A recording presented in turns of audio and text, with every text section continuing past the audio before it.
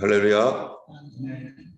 네, 오늘 말씀 데살로니가 후서는 이제 데살로니가 전서에 이어서 사도 바울이 데살로니가 교회에 수개월 뒤에 데살로니가 전서를 쓴 몇 개월 뒤에 이 후서를 또 이렇게 쓰게 되었습니다. 한 3, 4개월 후인지 그 어간일 거라고 예상을 하고 있는데 고린도에서 데살로니가 후서를 다시 쓰게 되었습니다. 데살로니가 전서를 썼음에도 불구하고 다시 한번 데살로니가 후서를 쓰게 된 이유는 이 데살로니가 교회가 이제 핍박과 여러 가지 어려움을 견뎌가면서 믿음으로 잘 헤쳐나가고 사랑의 수고로 소망의 인내 가운데 믿음을 지키고 있는데 그런데 이 교회가 가지고 있는 한 가지 궁금점이 있어요. 그거는 뭐냐면은 마지막 시대에 대한 말세에 대한 그러한 그 궁금증이 많이 있습니다. 사도 바울이 예수는 그리스도시고 예수는 왕이시고 예수는 다시 오신다라고 하는 이 세 가지 복음을 이 데살로니가에 전했고 그 복음의 말씀을 지키고 예수를 그리스도로 왕으로 다시 오실 분으로 믿고 있는 이 데살로니가 교회, 핍박도 감당하고 있는 교회, 그렇기 때문에 핍박이 있기 때문에 예수님 오실 날을 더욱 간절히 사모하고 있는 이 교회, 이 교회에 이제 올바른 종말론, 바른 종말론을 가지고 있어야 되는데 예수님이 언제 오실지, 어떠한 징조 때에 오실지 이런 것들에 대하여 그들이 궁금해하고 또 어떤 사람은 종말이 가까웠다 이런 생각으로 어차피 예수님이 금방 오실 텐데 이 세상 일 다 집어치우고 그만두고 주님만 바라보면 된다 하면서 일도 안 하고 오히려 일만 만들고 이 자기 직업도 팽개치고 심지어 가정까지도 돌보지 아니하는 그런 일들이 일어나고 있는 이런 상황 속에서 이 잘못된 그 신앙, 잘못된 지식으로 말미암아서 오게 되는 잘못된 행동. 우리가 어제도 에베소서 말씀에서도 그거 있잖아요. 우리가 바르게 하나님이 누구이신지, 예수 그리스도에 대한 정체성, 하나님께로부터 받는 그 예수 그리스도의 정체성을 알아야 누구를 알 수 있어요? 내가 누구인지 알게 되고 나의 올바른 정체성을 나를 창조하신 분을 통해서 비로소 알게 되어질 때 그때에서야 우리가 어떻게 할 수 있다는 거예요? 그때에서야 올바른 행동을 할 수 있다는 것이죠. 마찬가지로 우리가 종말에 대하여 예수님 오심에 대하여서 우리가 바른 지식을 갖고 있고 온전한 지식을 가지고 있어야만 그때를 대비하는 그러한 그 삶이 건전하고 올바른 성경의 기본적인 그 흐름과 맞게 그렇게 살아가게 되는 것이죠. 그런데 그것이 없이 한쪽만 바라보고 한쪽으로 치우치게 되면은 올바른 믿음이 아니라 이게 맹목적인 믿음이 될 수도 있고 광신적인 믿음이 될 수도 있다는 것입니다. 때문에 이런 부분들에 대해서 우리가 주의하고 또 그들을 경계하고 또 바른 신앙으로 이렇게 교훈하기 위해서 데살로니가 후서가 쓰여졌습니다. 때문에 데살로니가 후서는 1장에 있는 부분들은 이제 그 교회가 어려움을 잘 극복하고 있다라고 하는 것에 대한 위로 이러한 부분이고요. 그 다음에 2장부터 이제 쭉 나가면은 다 무엇에 대해서 많이 얘기하고 있냐면은 이제 주의 날 종말에 대한 어떤 시기와 또 그때 일어날 미리 오게 될 어떤 현상들과 그렇다면 우리가 어떻게 살아야 되는지 이런 부분들을 가르치고 있는 것입니다. 이제 1장 1절에 보면은 바울과 실라와 디모데는 계속해서 지금 고린도에 바울과 실라와 디모데가 있는 거죠. 하나님 우리 아버지와 주 예수 그리스도 안에 있는 데살로니가인의 교회에 편지한다 하면서 은혜와 평강이 너에게 있을지어다. 항상 이렇게 처음에는 이러한 인사말로 시작을 합니다.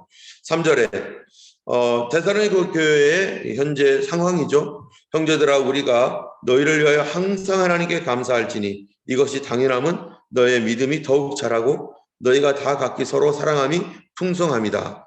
지금 데살로니가 교회가 하는 말이 너희의 믿음이 더욱 자라가고 있다. 그리고 너희가 다 각기 서로 사랑함이 풍성하다. 자, 믿음이 자라가고 있는 것을 무엇을 통해서 알 수 있습니까? 객관적으로 믿음이 자라고 있다. 여러분 주관적으로 믿음이 자라고 있는지는 나 스스로가 내 믿음이 자라고 있어 이렇게 생각할 수는 있겠죠. 그러나 나 스스로도 내 믿음이 자라고 있다는 것을 무엇으로 증명할 수 있는가? 그것이 분명히 외적으로 내 믿음이 자라고 있다는 것.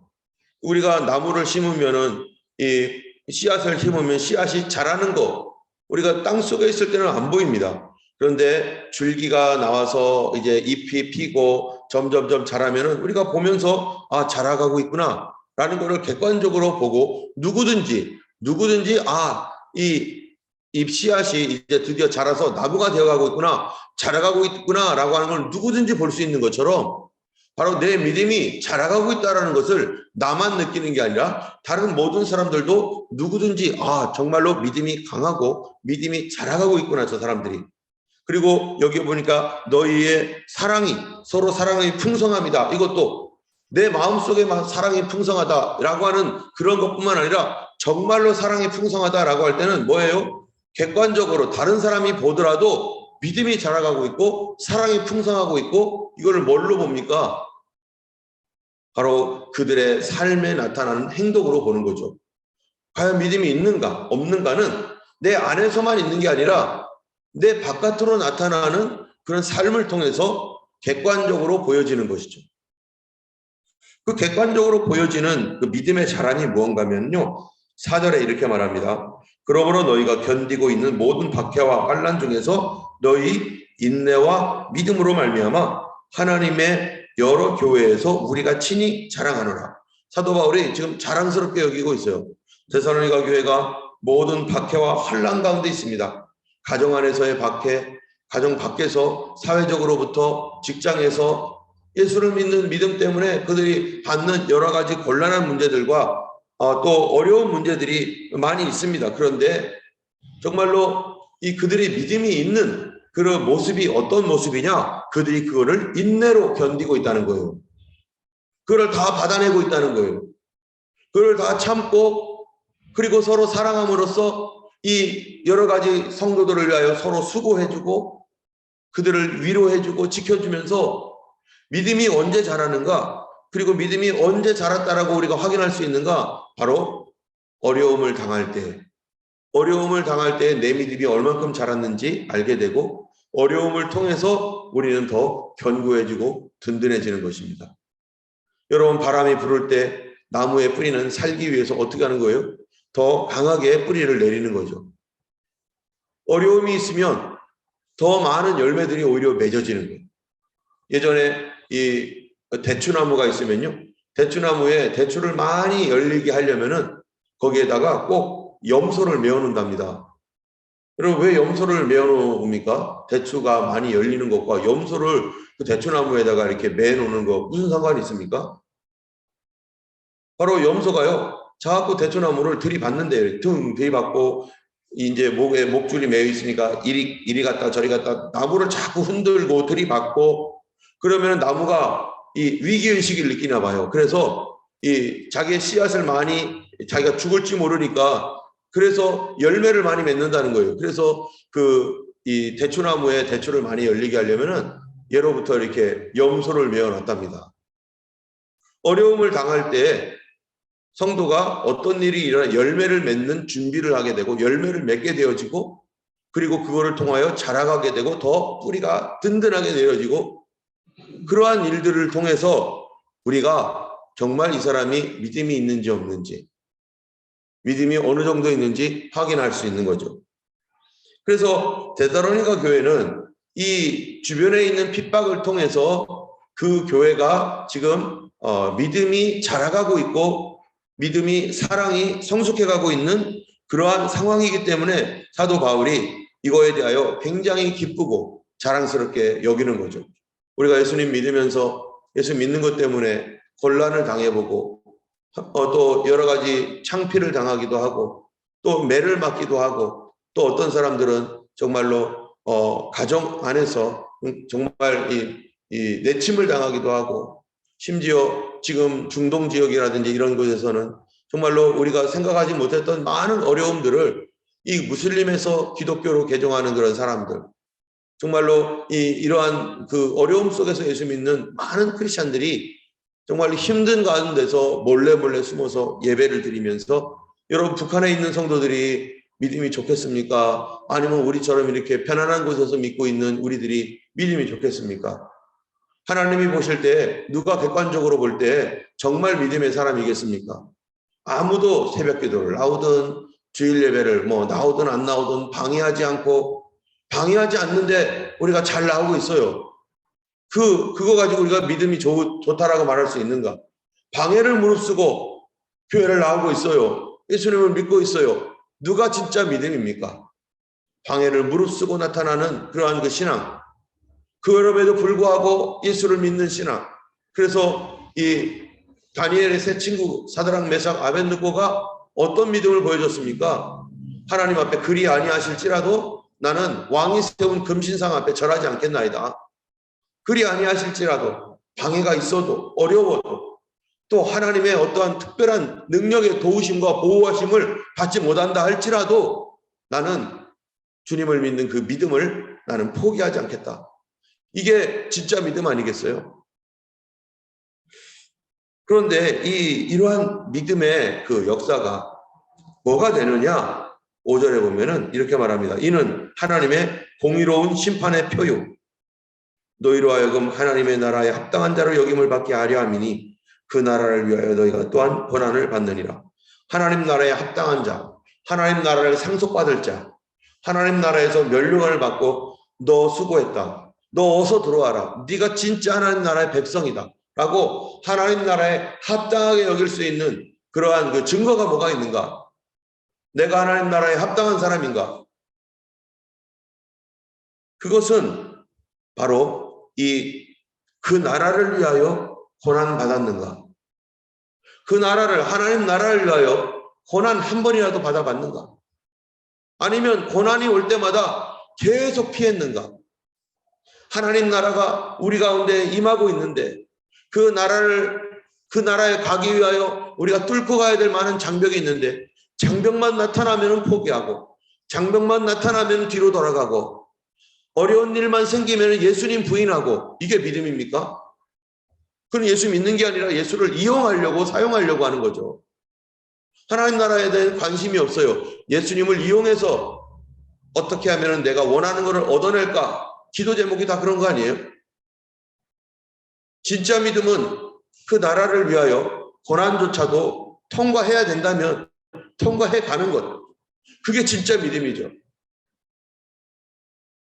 그런데 이러한 하나님 나라를 위하여 고난받고 수고하고 애쓰고 피를 흘리고 손해보고 하는 이러한 믿음을 통해서 나하고 그 어려움을 받는 나 자신과 어려움을 주는 세상 사이에 어떠한 것이 오느냐? 바로 5장 1장 5절에 이는 하나님의 공의로운 심판의 표. 무슨 표라고요? 심판의 표가 된다. 무엇이 심판의 표가 됩니까? 바로 크리스찬이 고난받고 있는 그것이 심판의 표라는 거죠. 누구에게 심판의 표가 되는 겁니까? 바로 세상에게. 여러분 예수님이 이 땅에 오셔서 하나님의 아들이지만 어떻게 됐습니까? 하나님의 아들임에도 불구하고 예수님을 핍박했습니다. 예수님에 대하여 돌을 던져 죽이려고 하기도 했고요. 예수님을 욕하기도 했고 예수님이 하나님의 아들임에도 불구하고 유대인들이 예수님을 지긋지긋하게 미워했어요.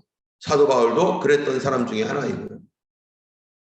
그들에게 하나님의 눈으로 볼 때 하나님의 아들을 보내었는데 영접하지 아니하고 오히려 예수님을 십자가에 못 박아 죽인 이스라엘은 뭡니까 도대체? 그들이 하나님을 믿는다고 하면서 하나님의 보낸 하나님의 아들을 알아보지도 못하고 십자가에 못 박아 죽였어요. 그들이 하나님 믿는 사람입니까? 하나님 믿는 사람이 아니죠. 그들은 영적으로 완전히 적용이 되어 있죠. 그들에게 임할 것이 뭡니까? 바로 예수님을 어떻게 대했는가? 하나님의 보낸 그 분을 어떻게 대했는가? 여러분 예전에 이 전쟁이 가끔 옛날에는 전쟁이 일어날 때 어떤 경우에 전쟁이 일어납니까? 이 자기가 사신을 보내었어요. 사신을 보내었는데 그 사신이 그 나라에서 그 보낸 사신을 그 나라에서 푸대접을 하고 또 죽이고 하면 어떻게 되는 거죠? 그건 전쟁하자는 거죠.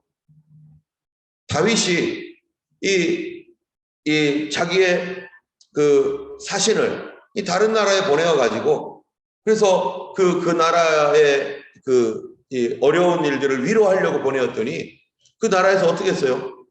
이 사람을 보내었던 사신의 수염을 자르고 그리고 이 창피를 주기 위해서 온갖 모욕적인 일을 다 하고 그리고 돌려보내니까 다윗이 오지도 말아라, 여기에 들어오지도 말아라.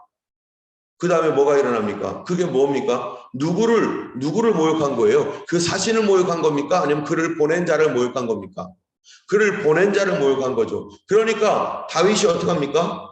당장 전쟁을 일으키는 거예요. 이것은 나를 모욕한 것이구나. 우리 나라를 모욕한 거고 우리 하나님을 모욕한 것이구나. 그래서 전쟁이 일어나요. 그 이후로 전쟁이 일어나잖아요. 하나님께서 보낸 사람을 모욕했던 이스라엘. 그것이 바로 이스라엘의 심판의 표입니다. 그러면 그 기준이 뭡니까? 심판의 기준이 뭔가? 바로 예수님이었어요. 예수님을 하나님의 보낸 자를 어떻게 대하는가? 여러분, 이 땅에 있어서 심판의 표가 뭘까요? 하나님이 세상을 창조하시고 만드셨고 그분이 진리이고 의로우셔서 그 아들까지도 우리를 위하여 십자가에 내어주는 사랑, 그거를 포기하지 아니하시고 하나님께서 끝까지 예수님을 고난의 십자가를 지게 하셔서 그를 믿는 교회를 이 땅에 세웠습니다. 그 하나님의 교회는 이제 하나님의 이 에이전트나 마찬가지죠. 그런데 그 주변에 있는 사람들이 하나님의 교회를 모욕하고 하나님의 교회를 핍박하고 교회가 들어오지 못하도록 하고, 그렇다면은 하나님의 보낸 교회와 하나님의 보낸 사람들을 그 주변 사람들이 그렇게 모욕하고 핍박하고 심지어는 죽이기까지 하였다면은 여러분, 심판은 어떻게 임하는 거예요? 바로 그리스도인들이 거기에 심판의 표입니다. 그 그리스도인을 어떻게 대하느냐가 바로 그 주변 사람들에 대하여 심판이 임할 것인지 아닐 것인지에 대한 표가 되어버리는 거죠. 그래서 5절에 이는 하나님의 공의로운 심판의 표요, 너희로 하여금 하나님 나라에 합당한 자로 여김을 받게 하려 함이니 그 나라를 위하여 너희가 또한 고난을 받느니라 해서 6절에 너희로 환난을 받게 하는 자들에게는 환난으로 갚으시고, 하나님의 공의가 뭐냐? 하나님의 보낸 그 사신, 하나님의 교회, 하나님의 보낸 예수 그리스도, 그를 핍박을 하고 죽이고 그를 미워했던 그 사람들에게 동일하게 환난으로 하나님이 갚아주시는 것이 바로 뭐라는 거예요? 공의로운 표라는 거예요. 왜 하나님께서 그들을 보내주셨는가? 예수님을 왜 보냈습니까? 우리를 구원하기 위하여 그 아들을 십자가에 못 박기까지, 그를 사랑해서 그 아들을 십자가에 못 박기까지 우리를 사랑해서 보냈는데 오히려 예수님을 미워하고 시기하고 예수님을 죽였단 말이죠. 교회가 무엇 때문에 있는 겁니까? 그 영혼을 사랑하여서 그 주변에 있는 동네와 마을과 그 땅에 있는 영혼을 사랑하여서 하나님이 보내주신 그런 교회이죠. 그 교회가 거기에 있는 것은 그 주변 사람들에게 복음을 전하라고 있는 것이고, 그 주변 사람들을 구원하기 위하여 하나님께서 그곳에 교회를 세웠는데 그 주변 사람들이 교회를 핍박하고 교회를 못살게 굴고 교회를 무너뜨린다면은 그거는 뭡니까? 하나님의 은혜를 거절하게 된 거죠. 바로 그렇기 때문에 너희로 환난을 받게 하는 자들에게는 환난으로 갚으시고, 교회를 핍박하는 것은 하나님을 거절하는 것이고 성도를 핍박하는 것은 하나님을 거절하는 것이기에 그들에게 환난 받는 자들에게 환난으로 갚으시고, 또 7절에 환난을 받는 너희에게는 우리와 함께 안식으로 갚으시는 것이 하나님의 공이시니, 그 가운데서 믿음을 지키기 위해서 정말로 환난을 당했어요. 어려움을 당했어요. 누구 때문에 환난 당한 겁니까? 누구 때문에 지금 어려움을 받고 있는 겁니까? 바로 예수 믿는 것 때문에, 예수님 때문에, 하나님 때문에 그 사람이 그 불신 세계 속에서 어려움과 환난을 당하고 있는데, 그러면은 그들에게는 우리와 함께 안식으로 갚으시는 것이 하나님의 공이시니, 그렇죠. 하나님의 공의는 뭡니까? 여러분, 우리도 이 땅에서 다른 사람이 아무리 착하다고 할지라도 그 사람이 착한 사람이에요. 그런데 내가 보낸 아들을 만약에 예를 들어서 때리고 못 살게 굴고 관심 없어 하고 그러면요, 이 사람이 사람들 주변에서는 착하다고 인정을 받는다 할지라도 나에게는 어때요? 나에게는 나에게는 원수처럼 대한 거 아니겠어요? 그런데 하나님의 사랑은 이것을 넘어서 그 환난을 줬던 사람들, 핍박을 했던 사람들을 어떻게 하는 게 하나님의 뜻이에요? 그들을 또 구원하는 게 하나님의 뜻이에요. 사도 바울이 그랬죠. 사도 바울이 예수 믿는 사람을 얼마나 미워하고 얼마나 싫어했습니까? 그런데 예수님이 나타나셔서 사도 바울을 변화시켜 주셔서 그가 핍박자에서 이제는 복음 전도자로, 하나님의 뜻은 핍박했던 사람이 변화되어서 복음 전도하는 사람이 되고, 핍박했던 사람이 변화되어서 하나님의 자녀가 되고, 그리하여 그가 다른 사람들을 구원할 수 있는 하나님의 귀한 일꾼이 되는 것이 하나님의 뜻인 거죠. 그러나 끝까지 하나님을 거절하고 끝까지 교회를 핍박하고 미워했던 사람들에 대하여서 하나님께서 반드시 마지막 때에 심판하신다는 것입니다. 그렇기 때문에 이 세상은 어떻게 돼 있어요? 하나님의 눈으로 볼 때 이 세상은 예수님을 죽인 세상이고 교회를 핍박하는 세상이고 마지막 시대에 교회를 무너뜨리고자 역사하고 있는 것이 바로 이 사단의 세력이고, 이것이 하나님의 눈에 어떻게 보인다는 거예요? 심판의 대상이 된다는 거예요. 진노의 대상이 된다는 거예요. 그래서 7절에 이제 환난을 받는 너에게 우리와 함께 안식으로 갚으시는 것이 하나님의 공이시니 주 예수께서 자기의 능력의 천사들과 함께 하늘로부터 불꽃 가운데 나타나실 때 첫 번째로 하나님을 모르는 자들과 두 번째로 우리 주 예수의 복음에 복종하지 않는 자들에게 형벌을 내리시리니, 하나님을 모르는 사람과 하나님의 예수의 복음을 복종하지 않는 사람들이 심판의 기준이 뭡니까? 심판의 기준이, 여러분 이 세상에 무언가 기준이 있어야 될 거 아니에요? 이 일본 사람들이 생각하는 이 한국 사람과 한국 사람이 생각하는 일본 사람, 또 이 미국이 생각하는 일본 사람, 한국 사람, 여러분 그 기준이 다 다르잖아요. 그럼 어떤 거를 기준으로, 절대적 기준으로 삼겠어요? 이 세상에 절대적 기준이 없어요. 우리가 이토 히로부미 얼마나 한국 사람에게 원흉입니까? 원흉이라고 말하잖아요. 원흉. 일본 사람에게는 그렇지 않아요. 그 사람 영국에서 공부하고 아주 높은 학위를 갖고 있었던 사람이고 일본의 애국자입니다. 일본이 근대화를 이루기 위해서 정말로 이 사람이 밖에 나가가지고 새로운 문물을 배워와가지고 그 나라를 위해서 애를 쓴 애국자 아니겠어요? 우리나라한테는 애국자가 아니죠. 우리나라에게는 정말로 이 원흉이죠. 그럼 뭐가 기준입니까? 우리가 기준입니까?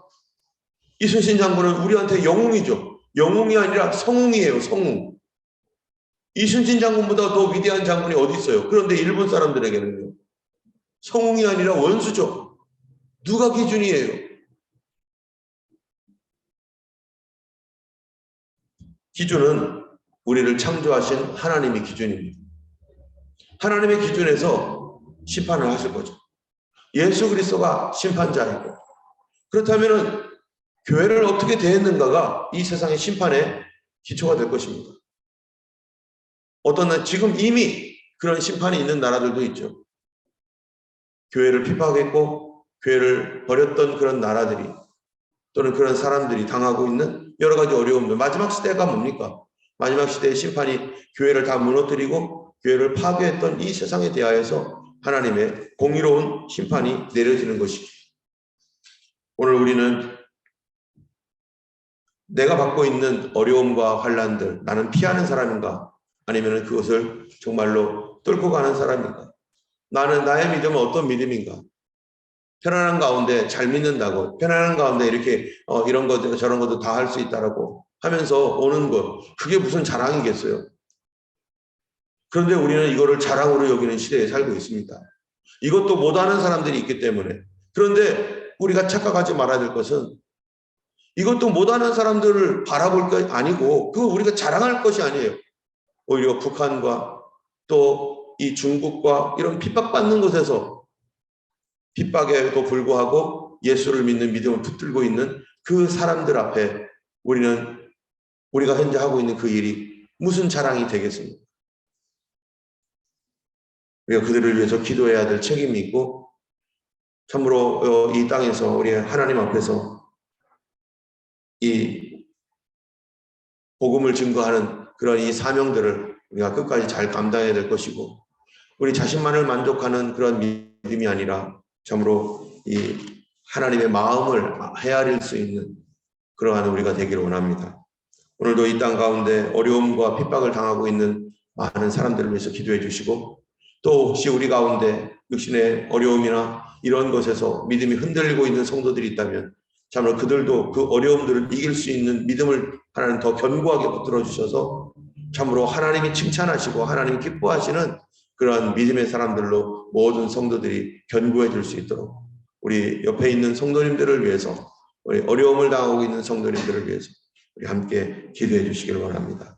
우리 함께 이 시간에 아까 불렀던 찬양 나의 기쁨 나의 소망 되시며, 이 찬양 1절과 마지막 절 부르시고 우리 같이 기도하겠습니다.